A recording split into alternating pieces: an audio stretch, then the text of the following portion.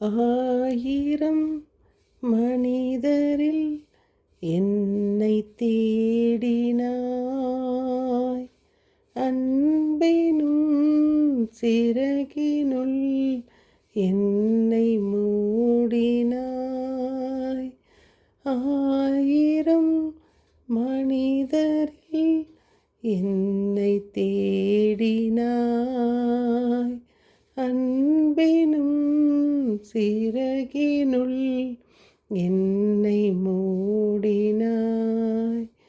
கண்ணென காத்திட எந்தன் நெஞ்சில் வா, கவலையின்றி நான் வாழ என்னில் எழுந்து வா.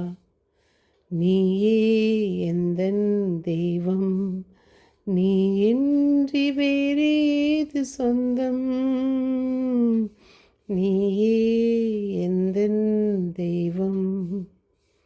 என் இனிய உறவுகளே, நாம் இன்று 23/2/25 இருக்கின்றோம். இன்று 1 சாமுவேல் 26, 2, 7, 9, 12, 13, 22, 29. நாம் ஆவியின் துணையோடும் அன்னையின் அன்போடும் நாம் தொடர்ந்து வாசித்து கொண்டு வருகிற சங்கீத தொடர்ச்சி 19, 20, 21. இந்த வாசகத்தில் நாம் கேட்பது, தாவீதை தேடுவதற்கு இஸ்ரேலர்கள் தேர்ந்தெடுக்கப்பட்ட 3000 பேருடன் அதை நோக்கி புறப்பட்டு சென்றார். ஆனால் தாவீதும் அபிசாயும் இரவில் அப்பாளையத்தில் சென்றனர். சவுல் கூடாரத்தினுள் தூங்குவதையும் அவர் தலைமாட்டில் அவரது ஈட்டி தரையில் குத்தியிருப்பதையும் கண்டனர்.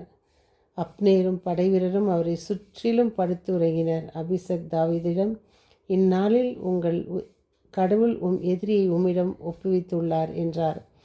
ஆனால் தாவீது என்ன செய்கிறார் பாருங்கள்.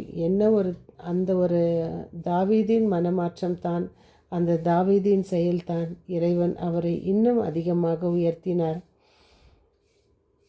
நான் அருள் பொழிவு செய்யப்பட்டவர் மீது என் கையை வைக்க மாட்டேன் என்றார்.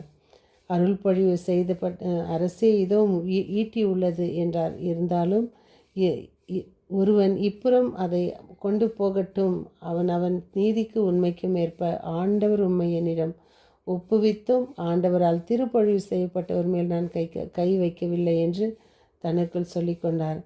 அதான், திருப்பொழிவு செய்யப்பட்ட குருக்கள் மேல் கண்ணீர் மேலும் நாம் வாயும் கைகளும் வைத்தால் குடும்பமே வேரோடு அழிந்துவிடும். அதனால் நாம் திருப்பொழிவு செய்யப்பட்டவர்கள் மேல் நாம் எந்த ஒரு அவதூறும் பேசாமல் நாம் நாவுகளை காத்துக்கொள்வோம். இன்றைய 1 கொரிந்தியர் 15, 45, 49. மனிதர் இயல்புக்காக ஆதாமை உயிர் தரும் தூய் ஆவியார், தூய் ஆவிக்குரிய முந்தியது களிமண்ணால் ஆவார். மண்ணிலிருந்து வந்தவர் 2ஆம் மனிதரே, விண்ணிலிருந்து வந்தவர் மண்ணை சார்ந்த மனிதர் போலவே யாரும் இருப்பர், விண்ணை சார்ந்த மனிதர் போலவே விண்ணை சார்ந்தவரும் இருப்பர் என்றார். இன்றைய தூய நற்செய்தி வாசகம் லூகாஸ் 6:27-38. சீடர்கள் இயேசு தம் சீடரை நோக்கி கூறியது, நான் சொல்வதை கேட்டுக்கொண்டிருக்கும் உங்களுக்கு கூறுகிறேன், உங்கள் பகைவரிடம் அன்பு கூறுங்கள், உங்களை வெறுப்போருக்கு நன்மை செய்யுங்கள், உங்களை சபிப்போருக்கு ஆசி கூறுங்கள், உங்களை இகழ்ந்து பேசுவதற்காக இறைவனிடம் வேண்டுங்கள், உங்களை ஒரு கன்னத்தில் அறைப்பவருக்கு மறு கன்னத்தை திருப்பி காட்டுங்கள், உங்கள் மேலுடை எடுத்துக்கொள்ளுங்கள், உங்கள் அங்கியை எடுத்துக்கொள்பவருக்கு உங்களுடைய பொருட்களை எடுத்துக்கொள்வதிடமிருந்து அவற்றை திருப்பி கேட்காதீர்கள். பிறர் உங்களுக்கு என்ன செய்ய வேண்டும் என்று விரும்புகிறீர்களோ அதையே நீங்களும் அவர்களுக்கு செய்யுங்கள். உங்களிடம் அன்பு செலுத்துவோரிடமே நீங்கள் அன்பு செலுத்தினால் உங்களுக்கு வரும் நன்மை என்ன? பாவிகளும் தங்களிடையே அதைத்தானே செய்கிறார்கள் என்றார். திரும்ப பெற்றுக்கொள்வோம் என எதிர்பார்த்து நீங்கள் கடன் கொடுத்தால் உங்களுக்கு வரும் நன்மை என்ன? ஏனெனில் முழுவதையுமே திரும்ப பெற்றுக்கொள்ளலாம் என்னும் நோக்குடன் பாவிகளுக்கு கடன் கொடுக்கிறார்களே. நீங்கள் உங்கள் பகைவரிடம் அன்பு செலுத்துங்கள், நன்மை செய்யுங்கள், திரும்ப கிடைக்கும் என எதிர்பார்க்காமல் கடன் கொடுங்கள், அப்பொழுது உங்கள் கைமாறு மிகுதியாய் இருக்கும், நீங்கள் உன்னத கடவுளின் மக்களாயிருப்பீர்கள் என்றார். உங்கள் தந்தை இரக்கமுள்ளவராய் இருப்பது போல் நீங்களும் இரக்கம் உள்ளவராய் இருங்கள் என்றார். நீங்களும் தீர்ப்புக்கு அப்பொழுது தான் தீர்ப்பளிக்காதீர்கள், அப்பொழுது தான் நீங்களும் தீர்ப்புக்கு உள்ளாக மாட்டீர்கள் என்றார்.